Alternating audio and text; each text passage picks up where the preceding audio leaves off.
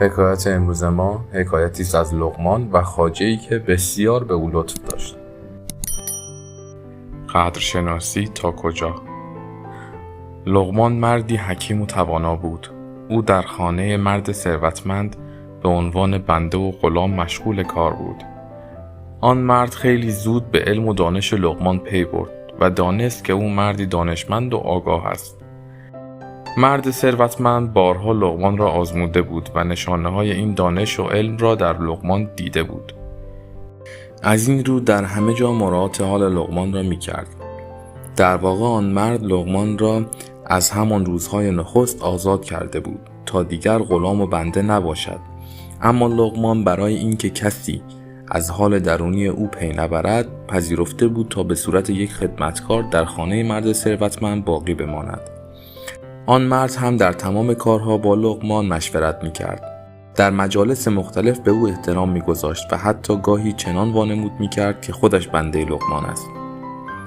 لقمان هم همه این احترام و بزرگواری‌های مرد ثروتمند را می‌دید و در دل برای خواجه خود احترام قائل بود و رفتار محترمانه لقمان با او کاملا در رفتار و گفتارش مشخص بود.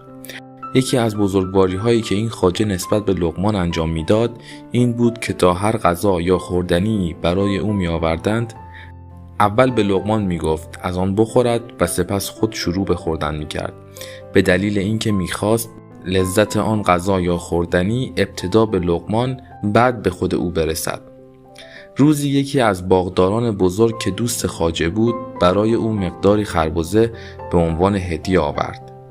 خواجه بلافاصله به شخصی دستور داد که برو و لقمان را صدا کن. وقتی لقمان حاضر شد خواجه یک قسمت از خربزه را برید و به او داد. لقمان با اشتهای زیادی آن را خورد. وقتی که خواجه دید لقمان با چنین اشتهایی خربزه می‌خورد یک بخش دیگر را هم به او داد و باز لقمان با اشتها و میل آن را خورد.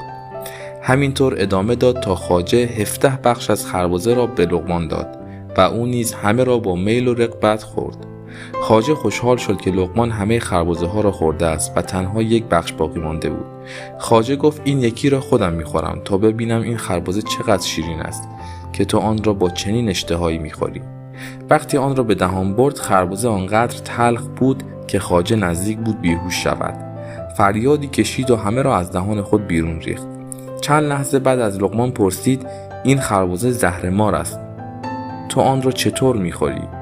مگر از جانت سیر شدی که بدون هیچ شکایتی همه خربزه‌های تلخ را خوردی؟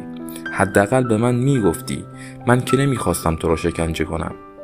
لقمان لبخندی زد و گفت آقای من، تو این همه به من لطف و محبت داشتی و تا به حال غذا و خوردنی‌های خوشمزه بسیاری از تو گرفته و خوردم. حالا که یک خوردنی تلخ به من دادی، اگر من کوچکترین شکایتی کنم خیلی نمک نشناس هستم و باید خاک بر سر خود کنم. و از طرفی دیگر آن خربزه‌های تلخ را خوردم تا شما از آن خربزه نخورید و طعم تلخ آن را تجربه نکنید.